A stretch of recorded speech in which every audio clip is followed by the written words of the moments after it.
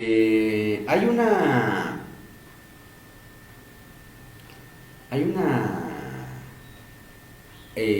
o es un concepto que es muy común dentro del ámbito de la familia mexicana, ¿no?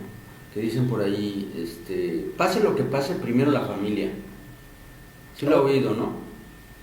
Hace un mes o algo así tuve oportunidad de platicar con un amigo mío, Benjamín Schwartz.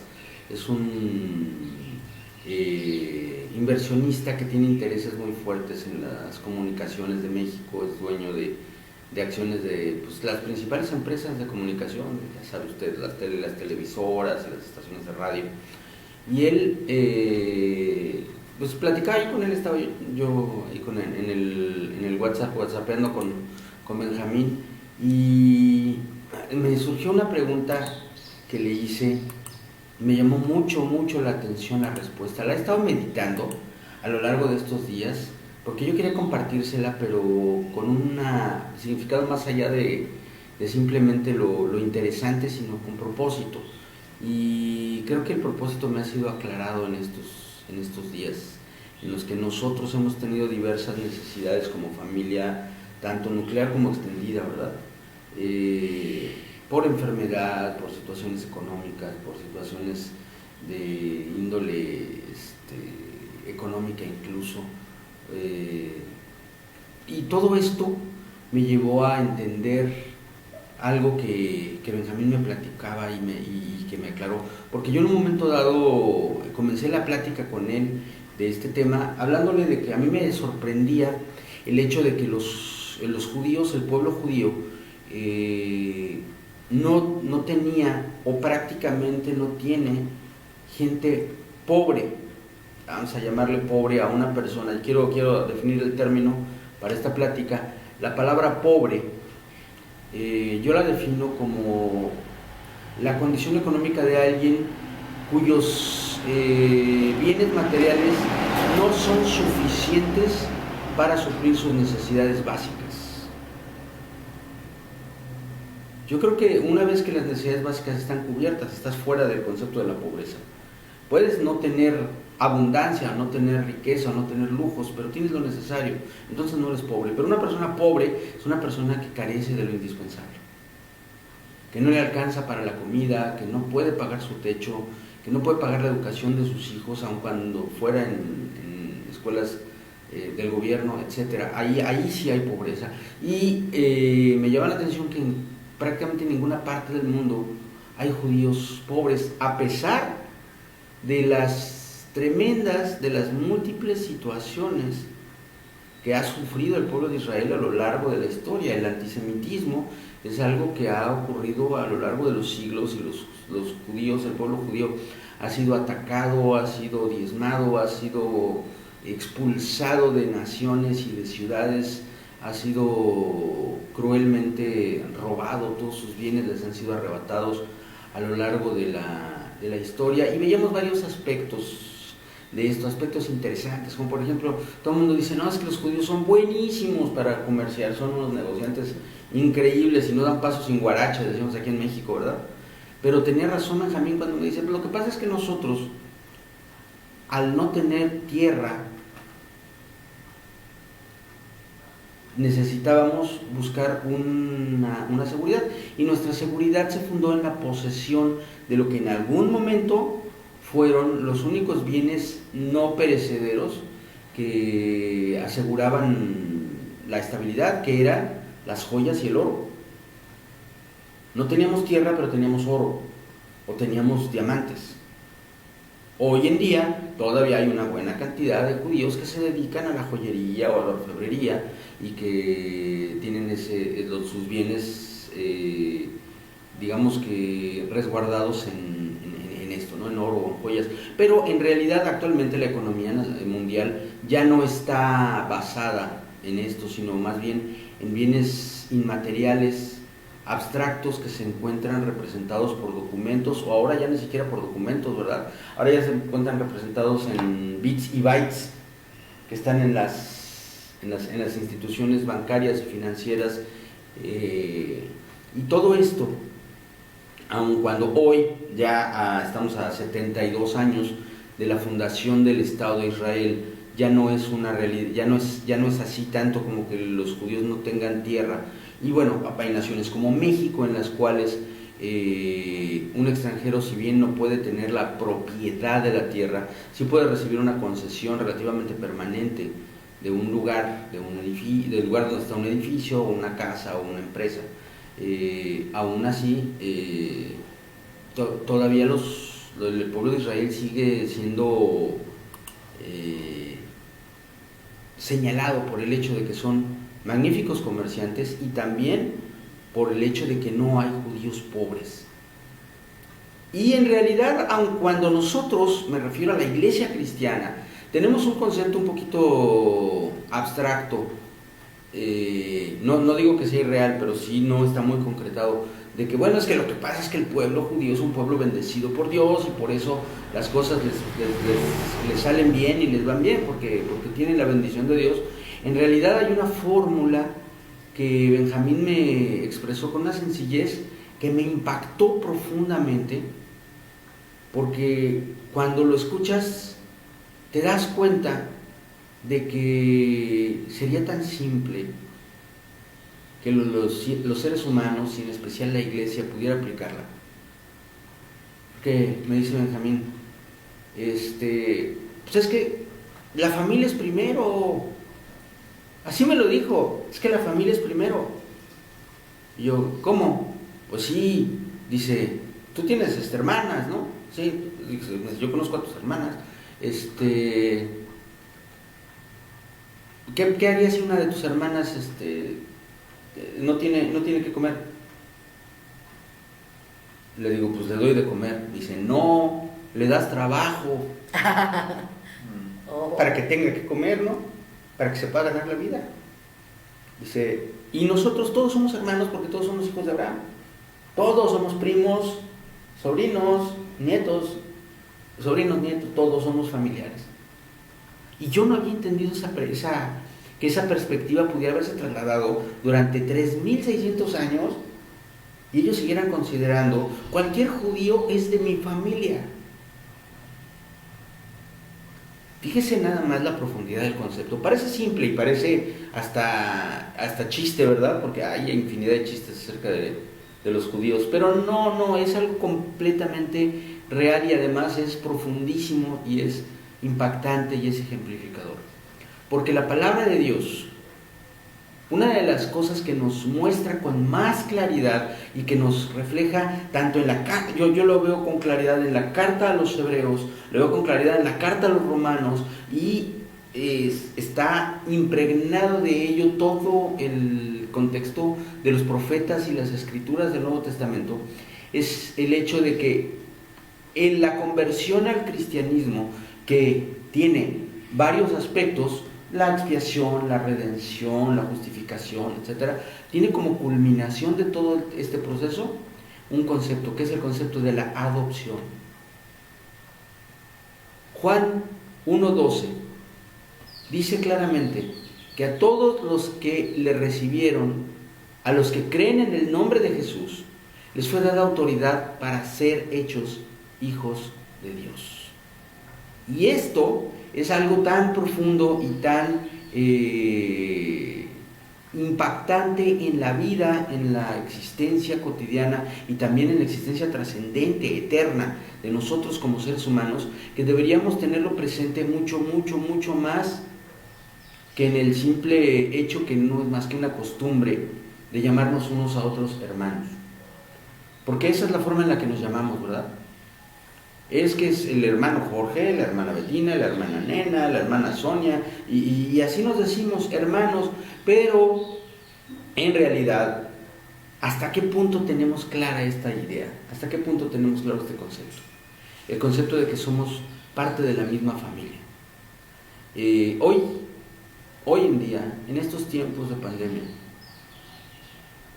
se ha manifestado de una forma muy clara y muy profunda la problemática asociada a los recursos necesarios para sustentar la vida de personas que están enfermas de una enfermedad que puede matarlos, y para cuya atención se requieren, sobre todo, en este caso al que me refiero, recursos económicos, para tanques de oxígeno, para medicamentos, para traslados, etc.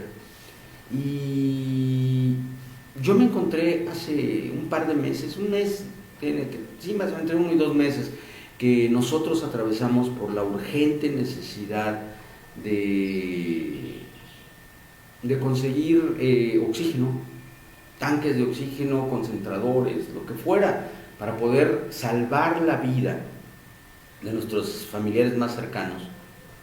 Nos dimos cuenta de que hay muchas personas, y me voy a concretar a la iglesia, porque si hablamos de la gente del mundo, pues hablamos de cotas de maldad que aterran solamente de verlas, ¿no? Gente que abusa de una forma criminal de aquellos que tienen necesidad, vendiendo a precio de oro los equipos, o vendiendo equipos totalmente inútiles por muchos miles de pesos, sabiendo que es el último recurso de una familia, sin importarles que la gente se muera, con tal de obtener unos cuantos pesos de ganancia. Pero dentro de la iglesia nos encontramos también con algunas personas que, habiendo recibido el privilegio de tener en su posesión, por compra o por regalo, por donación, por lo que sea, equipos que dan oxígeno, sean tanques de oxígeno o sean concentradores de oxígeno, adoptaron la postura de decir, pues sí lo tengo, pero es que no te lo puedo prestar, porque lo tenemos reservado para en caso de que en la familia haya la necesidad. Y esto es algo que creo yo que en principio, el principio que rige este criterio es un principio válido. Primero la familia.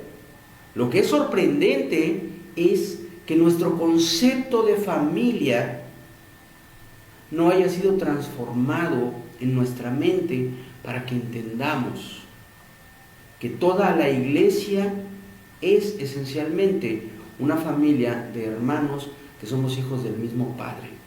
Amén. Una familia de hermanos que somos parte del mismo núcleo en el cual unos velan por otros, como dice mi amigo Jorge el Che, un grupo en el que yo te lavo la cara y tú me lavas la mía, ¿no? Para que delante de los demás nuestro rostro esté limpio. Esto es un concepto raro, pero es raro para nosotros, para el pueblo de Israel, al cual nosotros hemos sido agregados por adopción. Es un concepto totalmente natural, tan natural como respirar. ¿Por qué no hay pobres en el pueblo judío? Porque cuando una persona llega sin nada más que lo que trae puesto a una nueva ciudad, él acude a la comunidad judía y en ese momento, de una forma natural, tan simple como respirar o como dar los buenos días, alguien le da mercancía para que la venda, de inmediato, para que empiece a venderla. Yo conocí no recuerdo el nombre del señor Saga, no lo recuerdo, conozco muy bien a su hija Raquel Saga. Son los dueños de esa fábrica tan grande, que usted seguramente, si no conoce la fábrica, conoce sus productos, que es principalmente ropa interior para caballero. Pero que es una gran industria que cubre mercados enormes. Antes era todavía más trascendente que ahora, no sé por qué razón ahorita algunas otras marcas están prevaleciendo, quién sabe, a lo mejor también son dueños de las otras marcas y yo no lo sé, ¿verdad? Pero de todos modos, ahí la historia de él es muy interesante, porque cuando él llegó, le dio un judío que no lo conocía, que no sabía quién era, porque él venía llegando recién de Europa, huyendo de la persecución de los nazis, sin nada que ponerse, sin nada que comer, sin un techo donde vivir, y llegando a la Merced, ahí donde estaba la comunidad judía en aquel entonces, estoy hablándole de más o menos el año de 1945 o 50, Uno de los grandes cederos del centro, los Saludowski, le dio al señor Saga inmediatamente, llegando, un cuarto para que pudiera vivir con su familia y un bonche de corbatas. Y el señor Saga salió a la calle a vender sus corbatas y 10 o 15 años después él ya era dueño de una de las maquiladoras de ropa más importantes del país. ¿Qué fue lo que hizo la diferencia? ¿Qué fue lo que hizo que nadie pudiera decir por más de, no sé, 2 o 3 meses que Saga era un hombre pobre? Su familia. Una familia que se extiende más allá de lo que nosotros hoy consideramos los lazos de sangre, sin entender que el lazo de sangre que nos une como cuerpo de Cristo y como iglesia es mucho más poderoso que el lazo de la sangre terrenal, porque lo que nos une es la sangre de Cristo que nos limpia a todos de pecado y que transformó nuestra naturaleza, nuestra identidad y nuestra vida. Estamos en un tiempo de necesidad en el que muchas personas tienen un pie a punto de entrar a la presencia de Dios. Y sí, es cierto, a lo mejor la razón no es la más amable, es por miedo, es por la angustia que representa la enfermedad y la muerte, es por razones que a lo mejor no, si las pensamos bien, pues son bastante fuertes, ¿no? Pero aún así, aún por eso, es gente que ha volteado a ver a Dios, que ha mirado al cielo y le ha dicho: Dios, ayúdame. Ni siquiera saben exactamente quién es ese Dios que les está escuchando, porque nadie les ha enseñado. Pero claman a Dios. Y enseguida, tras haber clamado al Dios invisible, entonces ellos esperan que algo visible se manifieste en su vida. Y a nosotros, los hijos de Dios, a nosotros los cristianos, a usted y a mí, los que somos parte de lo que la palabra de Dios llama, de una forma no simbólica sino literal, el cuerpo de Cristo, nos pasa de largo el hecho de que el Dios invisible se hizo visible durante la dispensación de la gracia a través de su iglesia. Y nosotros hoy estamos llamados en esta tierra a ser los ojos de Cristo. Amén. Las manos de Cristo, los pies de Cristo.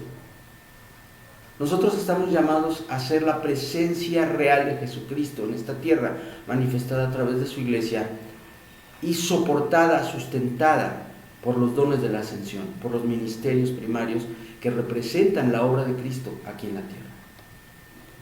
Todo esto suena muy bonito en una clase de teología, pero ¿qué quiere decir en el mundo real? Quiere decir que si sales a la calle y ves a alguien con necesidad, tienes que hacer lo que haría Jesús si estuviera en tu lugar. ¿Qué hacía Jesús con los hambrientos? Los alimentaba. ¿Qué hacía Jesús con los enfermos? Los sanaba. ¿Qué hacía Jesús con el que estaba triste? Lo consolaba. ¿Qué hacía Jesús con el muerto? A veces lo levantaba. Le daba vida. Y nosotros, la iglesia, no entendemos que los hombres y mujeres que formamos parte de la iglesia somos una familia. Y que además somos parte de esa familia no por engendramiento, no de nacimiento, sino que un día no éramos de la familia. Y entonces la familia extendió su mano y nos dio apoyo y nos soportó y nos amó porque nos presentaron al Padre, que es Jesucristo. Y ese Padre amoroso un día a usted y a mí nos adoptó. Gloria a Dios. Hoy somos familia, porque cuando no éramos familia fuimos amados y fuimos llamados a ser parte del cuerpo de Cristo. Por supuesto que lo más importante y lo más grande y lo más notable y trascendente de la relación con Dios es la salvación. Completamente de acuerdo. Y antes que cualquier otra necesidad, la mayor que tenemos nosotros es la de ser salvos. Pero seamos honestos. Si una persona está desesperada, vamos a poner un ejemplo actual, buscando conseguir un tanque de oxígeno para alguien que está muriendo por la enfermedad nueva.